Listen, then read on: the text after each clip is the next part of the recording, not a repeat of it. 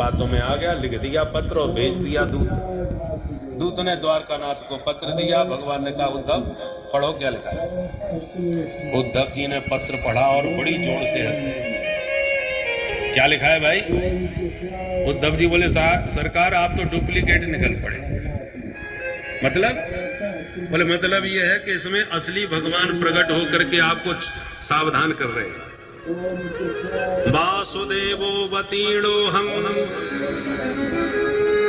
एक Avon chopper भूतानाम अनुकंपार्थम त्वं तु मिथ्या वेदांत जय।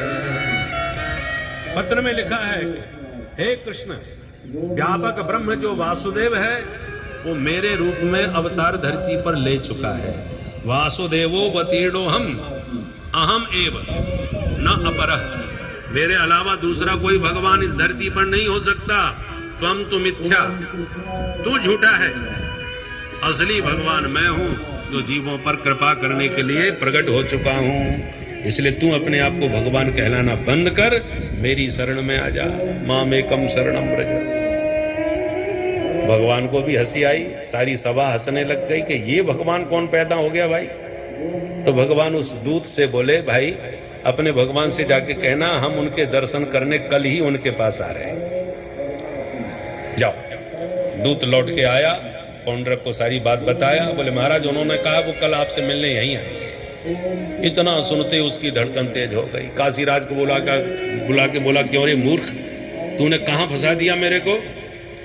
तू कह रहा था वो डरपोक है, मेरे पत्र को पढ़ते ही डर के भगेगा। भगना तो दूर रहा, वो मेरे ही घर मुझसे मिलने आ रहा है।